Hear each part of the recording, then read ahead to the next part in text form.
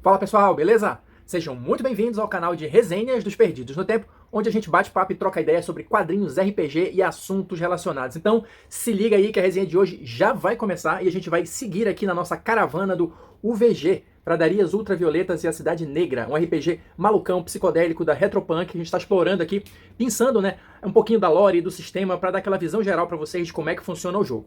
Mas quem está chegando agora, não entra em pânico, tem a nossa playlist aqui exclusiva do UVG com todos os nossos vídeos para você poder acompanhar com calma e depois seguir viagem junto com a gente na caravana, beleza? Quem tá ligado no movimento, quem já tá inscrito aqui no canal, sabe que hoje o nosso assunto vai ser infortúnio e encontros.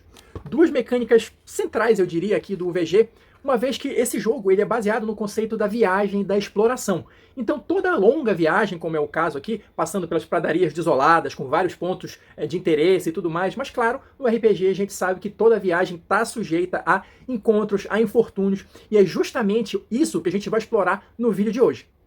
Então olha só, para a gente começar aqui a entender um pouquinho dessas mecânicas, vou ler aquele trechinho característico aqui do início do capítulo, olha só. Viagens podem ser resumidas como longos períodos de tédio, pontuados por momentos de terror e perda. Infortúnio e encontros emulam isso. Eles dilapidam os recursos dos viajantes, ameaçam a sobrevivência e dão a cor vital ao ambiente. Ou seja, trocando em miúdos aqui, é a graça do negócio.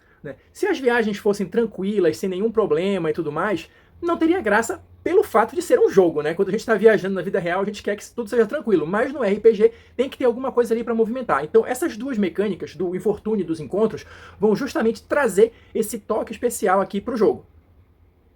Mas como é que vai funcionar isso na prática? É o mestre que vai definir todos os encontros? A gente sabe que alguns jogos lidam com isso, mas a gente sabe também que cada vez os mestres têm menos tempo para preparar as aventuras, né? Então o VG, nessa mecânica, assim como em tantas outras, ele usa a questão das tabelas, né? Dos famosos encontros aleatórios, né? Então, só que aqui tem algumas diferenças, algumas peculiaridades. Para a gente começar a mergulhar um pouquinho nisso, eu vou comentar aqui, eu acho que até já falei isso em outros vídeos, mas aqui vai finalmente a questão da explicação.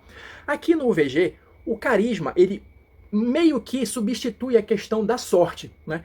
E muita gente pode ter achado meio esquisito isso. Pô, mas o que carisma tem a ver com sorte e tal, não sei o quê? Aqui, finalmente, a gente tem a explicação para isso.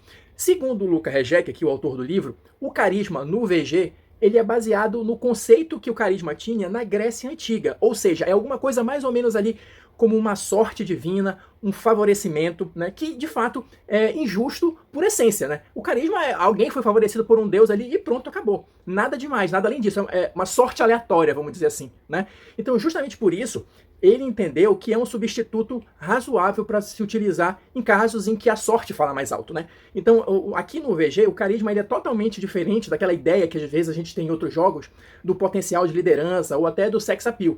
E o livro faz inclusive a advertência para o narrador falar isso para os jogadores, né, para que eles possam de fato ajustar os atributos ali com isso em mente já, porque muita gente vai ter o conceito antigo e de repente vai colocar menos pontos no carisma, sendo que de fato ele é utilizado muitas vezes em muitas mecânicas aqui no VG. Então, tendo esse conceito diferenciado aí do carisma em mente, vamos ver como é que funciona a mecânica do infortúnio, tá? Como é que vai rolar isso aqui na mesa? Uma vez por semana, um dos personagens, né, um dos heróis, vai justamente fazer um teste de carisma para ver qual é o infortúnio que vai atazanar a vida da caravana inteira, tá? E o ideal, como o livro coloca aqui, é que a cada semana isso vá se revezando. Então, na primeira semana o herói A vai testar para ver o que acontece, na segunda semana é o herói B que vai testar, entendeu? E isso vai sendo feito rodízio entre os personagens.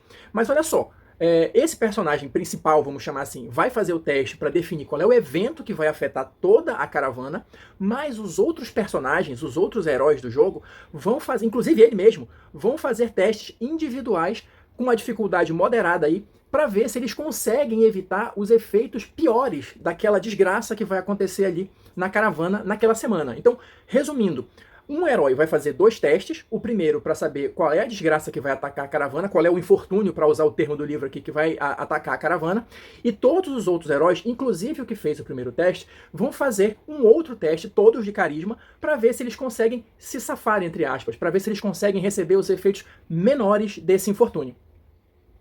E é interessante a gente comentar também eu falei em um dos vídeos do início aqui da série do VG que nessa exploração das pradarias ultravioletas tem diversas áreas de interesse que o livro traz, pontos principais ali que os seus heróis podem explorar. E, salvo engano, são 32 pontos desses, né, que o livro já traz aqui.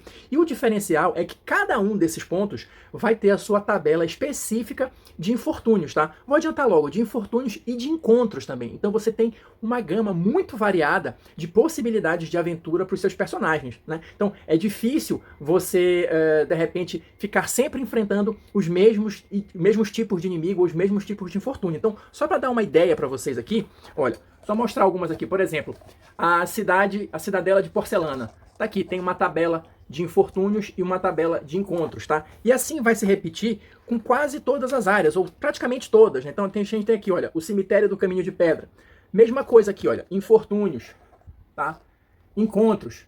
Todas as áreas vão ter condições específicas, vamos chamar assim, né? Para justamente trazer diferentes níveis de desafios para os seus personagens. Olha, a Estrada das Celas. Mesma coisa, infortúnios, encontros. Então tem muita coisa que é aleatória no UVG, a proposta básica do jogo é essa, mas claro, o narrador, o felino, como é chamado aqui nesse cenário, ele pode criar desafios próprios, de repente para colocar alguma coisa ali específica do jogo, para aproveitar alguma ideia do jogador, algum gancho, algum plot de aventura ali específico, então ele pode, obviamente, criar os próprios infortúnios. E se você achar que as tabelas específicas de cada local, ou se você não estiver num local desse, estiver no meio do caminho, ele vai trazer aqui no capítulo que a gente está explorando, tabelas genéricas, olha, de infortúnios. E aí você pode sortear na hora, a partir do famoso teste de carisma, o que vai acontecer. Então eu vou dar aqui alguns exemplos, só para vocês terem uma ideia dessa tabela geral. Olha só. Se você tirar vocês ficam completamente perdidos e perdem uma semana. Lembrando aqui, como ele falou no início, o objetivo também dos infortúnios é dificultar a vida dos personagens e dilapidar os recursos. Então, uma semana perdida é menos uma saca de alimentos, né? Então, os recursos da caravana vão começar a decair. Outro exemplo aleatório aqui. Olha, 5. Enchentes apagam as estradas. Você vai perder menos um D4 dias. Várias possibilidades aqui. 13. A estrada é exaustiva. Mas o que é aquilo? Uma chance arriscada de adquirir recursos inesperados. Gaste um D6 de vida para tentar um teste moderado e ganhar um D4 de suprimentos. Ou seja, tem várias possibilidades aleatórias. Aqui nessa tabela geral é mais voltada para a questão dos recursos. Mas, como eu mostrei para vocês, cada área específica vai ter uma tabela de infortúnios que vai estar mais afinada ali com o ambiente, né, daquele encontro específico, daquele ponto específico. Seguindo adiante e falando um pouquinho da mecânica dos encontros, ela é bem similar à questão do infortúnio. Também, uma vez por semana, você vai fazer um teste ali para ver qual é o encontro que a caravana toda vai ter, tá? Assim como o infortúnio, cada área, cada ponto de interesse vai ter uma tabela específica de encontros, mas aqui a gente tem uma tabela geral, uma tabela coringa.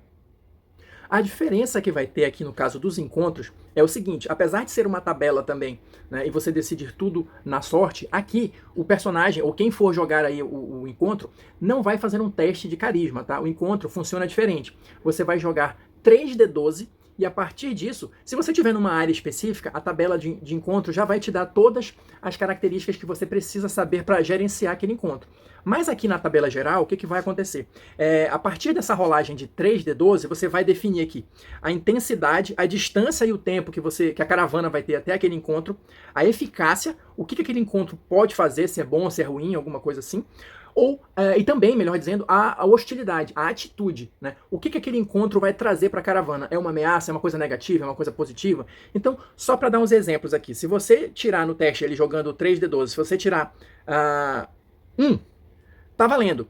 Todos estão surpresos, ou seja, essa é a distância, é um encontro meio que imediato. O que ele pode fazer? É algo muito ruim.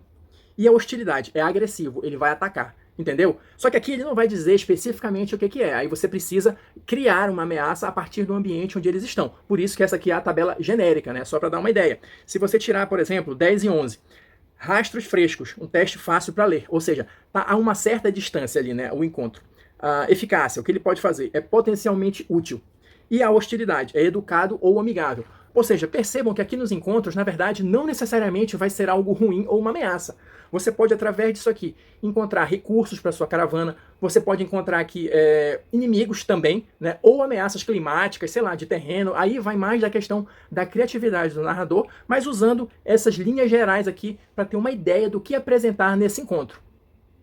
Então percebam aqui, só para a gente fechar esse raciocínio e poder avançar, que a vida dos viajantes, né, não é muito tranquila. Porque se a cada semana você tem um infortúnio e também um encontro, dificilmente, né, a não ser que vocês tenham muita sorte nos dados, vai ter uma semana em que não vai ter absolutamente nada para fazer. Porque ainda que vocês se safem, por exemplo, de um infortúnio, passem ali, que sempre tem essa possibilidade, né, de você ter um resultado que não vai representar uma coisa neutra, né, que não vai representar nenhum tipo de ameaça, você vai provavelmente ter um encontro que vai movimentar as coisas, e vice-versa. Ou até os dois, né? Você pode ter uma semana bastante movimentada com um infortúnio para encontrar e também para resolver, e também um encontro ali que vai movimentar a vida da caravana. Então a ideia é justamente essa, que as viagens sejam tudo menos tranquilas.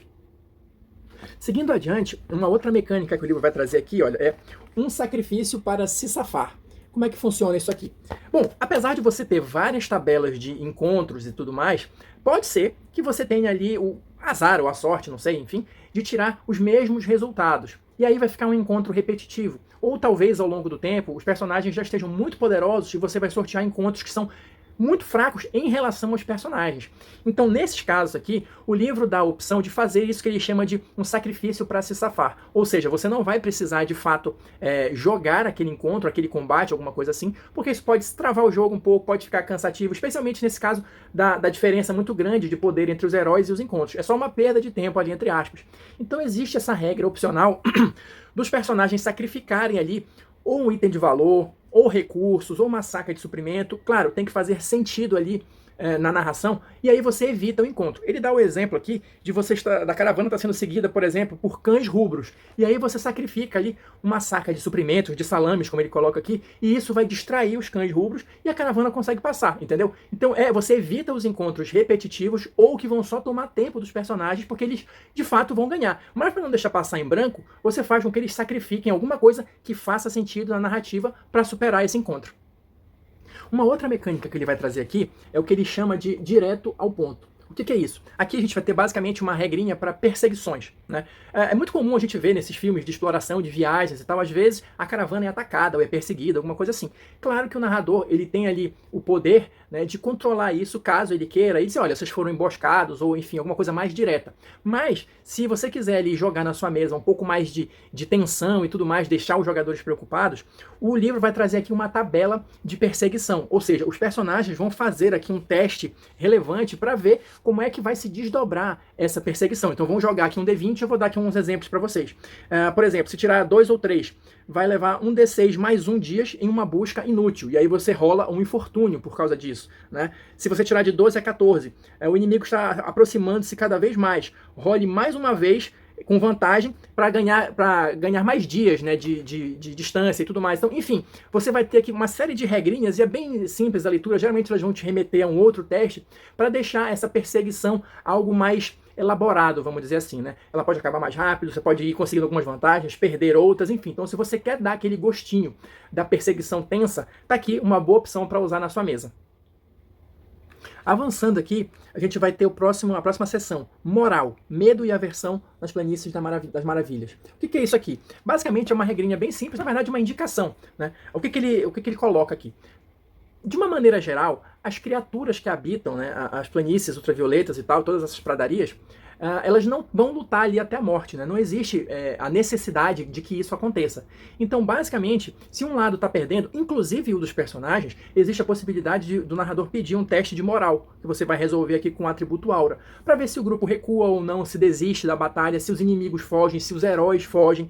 Enfim, é só, se você quiser ir adicionando um pouquinho mais de camadas para o seu jogo, você pode resolver isso nos testes, ou se os personagens preferirem, através da interpretação. Eles escolhem se vão lutar até a morte ou se vão recuar para viver mais um dia. Então é isso, pessoal. Por hoje é só. Vou ficando por aqui. Espero que vocês estejam curtindo aqui a nossa exploração do VG. Lembrando que a Retropunk é parceira aqui do canal, então se você quiser esse ou qualquer outro livro da editora com desconto, se liga na dica que vai estar aqui na descrição do vídeo, tá? Quem assistiu até agora, muito obrigado. Deixa aí seu like, seu dislike, seus comentários, sempre importante pra gente continuar trocando ideias. E a gente se encontra na próxima resenha.